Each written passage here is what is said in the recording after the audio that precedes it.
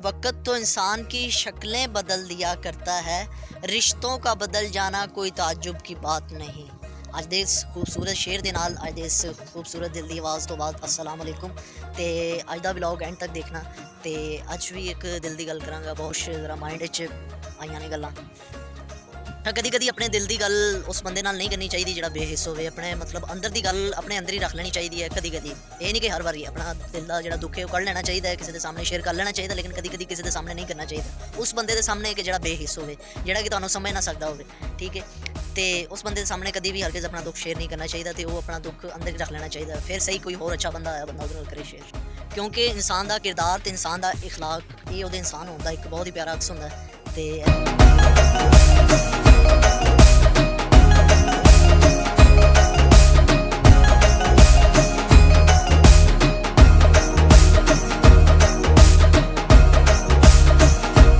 इंसान को वही जाहिर करना चाहिए कि जो रियल होवे, ठीक है ना, कि वो एक्सट्रा अपनी चीज़ा जाहिर करे, वो एक्सट्रा और नहीं ज़्यादा ही शौखा जिन्होंने कहते हैं ना, वो शौखा बनने की लोड़ नहीं होनी चाहिए। एक्सट्रा चीज़ा जो बंदा कहते हैं ना कि अपनी चादर तो वध पैर फैलाता है तो वो वास्ते नुकसान ही होता है। ऐदा ही कि जो है वो बंदा वो जाहिर करे कि झूठ तो एक बंदा बचिया रहता है, एक शौखेपन तो बचिया रहता है। दूसरी गल ये कि मैं पैदल जा रहा ऐसे, उत्थे दोस्त ने कुछ उन्होंने मरबे जा रहा है तो मैं कहा चलो मैं पैदल होना, मैं वीडियो बनानी है तो वो मोटरसाइकिल चल गए हैं। मेरे माइंड में ख्याल आया कि साड़ी WhatsApp से कई ऐसे कॉन्टैक्ट्स ने कि जिन्होंने साडा कॉन्टैक्ट ही नहीं है, साडे कोल उन्होंने कॉन्टैक्ट है लेकिन साडा उन्होंने कोई कॉन्टैक्ट नहीं है, कभी ना मिस कॉल ना कॉल, ठीक है। कभी है जो काम पैना है तो उदों ही सिर्फ कॉल करनी है तो बिला वजह नहीं कॉल करनी, ना ही हाल पूछना, मतलब ये ना मतलब जो भी कोई मतलब पैना तो उदों ही गल करनी है, इस तो अलावा नहीं। तो मैं समझदा कि बंदा किसी वर्गा हो जाए या किसी को अपने वर्गा कर लवे, यही है ना कि मतलब किसी को अपने हाल से छड़ दे या वो वर्गा ही हो जाए, ठीक है। तो मतलब वो नहीं करते, तुम भी ना करो, कभी कभी कर भी लेना चाहिए। जो अच्छे लोग उन्होंने कर लेना चाहिए, कई मेरे तरह मसरूफ ही होंगे ने लोग तो उन्होंने को नहीं भी टाइम होंगे, तो इसलिए मेरे वर्गे लोगों ने तो कर लेना चाहिए। मैं एक बिजी आदमी है इसलिए। तो कितना सोहना मौसम हो गया, मजे सुभान अल्लाह। मैं घूमया तो मेरे चक्कर आ गए ने। तो मतलब जो बंदा तुहाडी परवाह नहीं ना करता, बंदा उसकी भी परवाह ना करे, ठीक है। यह मैं दिलों कह रहा कि जो बंदा तुहानू नहीं आहो तो तुसीं भी उन्होंने आहो करते हो। तो अगर तुहाडी जेब भारी है ना तो हर बंदा तुहाडे नाल है, मतलब अगर तुहाडे कोल पैसा है तो तुहाडी गल भी जरा कोई मायने रखेगी, तुहाडी रिस्पैक्ट भी ज़्यादा होएगी तो लोग तुहानू ज़्यादा प्रैफर करेंगे, ठीक है। तो मतलब अजकल के दौर सिर्फ पैसा ही रह गया। एक पहले भी एक पिछले व्लॉग में गल हो चुकी है कि अजकल के दौर सिर्फ पैसा ही है जो इंसान को इंसान नाल जोड़ रहा है।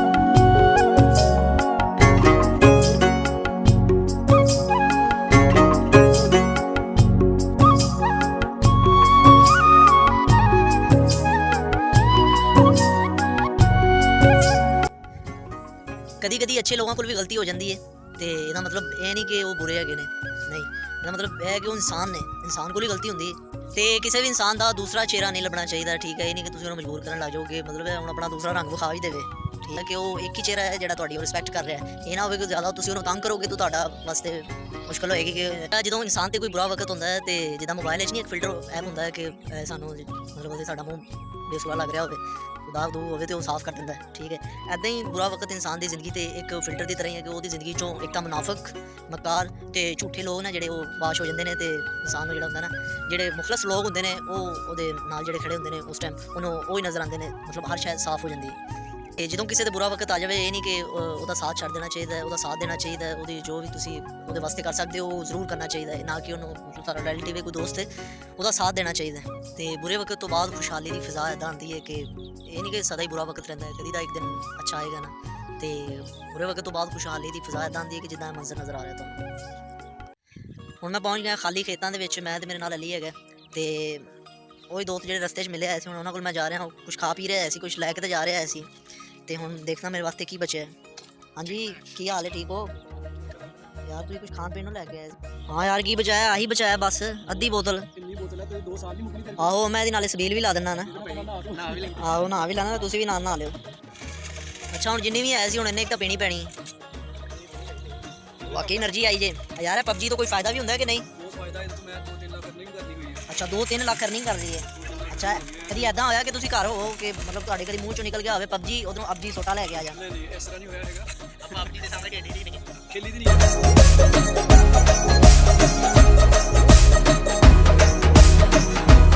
ਐ ਮੈਨੂੰ ਪੁੱਛ ਰਿਹਾ ਸੀ ਜਿਹੜੀ ਪਿੱਛੇ ਬਣੀ ਹੋਈ ਹੈ ਨਾ, ਕਹਿੰਦਾ ਇਹ ਕਬਰ ਹੈ ਤੇ ਮੈਂ ਕਿਹਾ ਨਹੀਂ ਭਰਾਵਾ ਇਹ ਕਬਰ ਨਹੀਂ ਹੈਗੀ। ਇਹ ਗਰਮੀਆਂ ਦੇ ਵਿੱਚ ਜਦੋਂ ਕਣਕਾਂ ਆਉਂਦੀਆਂ ਨਾ, ਕਣਕ ਹੁੰਦੀ ਹੈ ਤੇ ਕਣਕ ਤੇ ਮਤਲਬ ਕੱਢਣ ਤੋਂ ਬਾਅਦ ਇੱਕ ਤੂੜੀ ਬਣਦੀ ਹੈ। ਇਹ ਇੱਥੇ ਤੂੜੀ ਦੱਬੀ ਹੋਈ, ਤੂੜੀ ਦੀ ਕਬਰ ਇਹਨੂੰ ਕਹਿ ਸਕਦੇ ਹਾਂ। ਨਹੀਂ ਨਹੀਂ ਇਹ ਕਬਰ ਨਹੀਂ ਹੈ, ਤੂੜੀ ਦੀ ਕਬਰ ਕਹਿ ਸਕਦੇ ਤੇ ਇਹ ਹੁਣ ਹੱਸ ਰਿਹਾ ਲੈ, ਹੱਸੀ ਜਾ ਰਿਹਾ ਉਦੋਂ ਦਾ ਮਤਲਬ ਕਬਰ ਕਹਿ ਕੇ।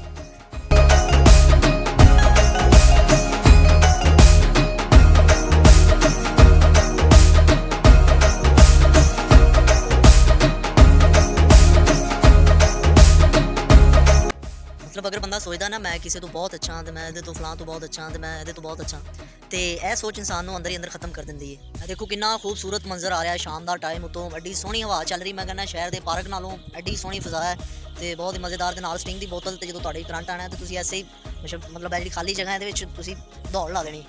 तो ऐदा ही मतलब जिदा ठंडी बोतल है, दिमाग भी ऐदा ही रखना चाहिए। कुछ मामलात होंगे ने, कुछ मतलब मसाइल या जो भी तुहाडे मामलात होंगे ने उहदे च ठंडे दिमाग के नाल काम लेना चाहिए। जिद्दां तुसीं हर बारी मंगदे हो कि ठंडी बोतल होवे गर्मी दे विच, ते गर्मी दे विच इंसान अक्सर मतलब गलत फैसले लैंदा है। शाम टाइम परिंदे अपने इन्हां दरख्तां ते आके बह जांदे ने, ते ऐदा ही इंसान दा कि इंसान ने आखिर अपने ओरिजिनल जिहड़ा ओहदा घर है ना कबर, उत्थे जाना हुंदा है। ठीक है, ये जिंदगी के नाल नाल होंदियां ने, मुश्किलात आसानियां जिंदगी के नाल नाल ही होंदियां ने। सानू चाहिए कि अपना अच्छा किरदार, अपना अच्छा जो टाइम है ना ऐदा गुजारो कि लोग पिछे याद करन, दुआ देन। ये ना हो फलां बंदा तो चवला ही मारता रहा, चवल ही ऐसी ये वो सारा। ठीक है, तो ये ना हो कि पिछे लोग बुराइयां करन, तो इंसान को अपना एक करैक्टर पिछे बना जाना चाहिए मरन तो पहले। तो कुछ टाइम ऐसा होंदा है कि जिन्होंने अगर संभाल लो तो वो अच्छा होंदा, अगर ना संभालो तो फिर जो टाइम वक्त निकल जाता तो उदों फिर गल्लां करन दा कोई फ़ायदा नहीं होंदा। अल्लाह पाक का शुक्र अदा करना चाहिए। दो प्यासे दिल एक हुए हैं ऐसे, बिछड़ेंगे अब कैसे, तुम प्यार मुझे करते ही रहना दरिया सागर जैसे। शाम का टाइम है तो मगरब की अजान हो रही है, तो ये नाल ही अज का व्लॉग खत्म कर रहे हैं। तो सबनों दुआवां याद रखो, तो जोड़ा टाइम गुजर जाए वो शुक्र अदा करना चाहिए कि जोड़ा भी गुजर गया शुक्र है, अच्छा गुजर गया। तो सबनों हर वास्ते दुआ करनी चाहिए। वो असीं किसी वास्ते बेलौस करांगे ना दुआ, तो अल्लाह पाक साड़ियां भी सुनेगा। तो सदका पाक मुहम्मद वाले मुहम्मद दा अल्लाह पाक सबनों कामयाब फरमाए, सब दी मुश्किलात आसान फरमाए। तो दुआवां याद रखना, तो वीडियो को लाइक कर देना, सबसक्राइब कर देना, तो शेयर जरूर कर देना।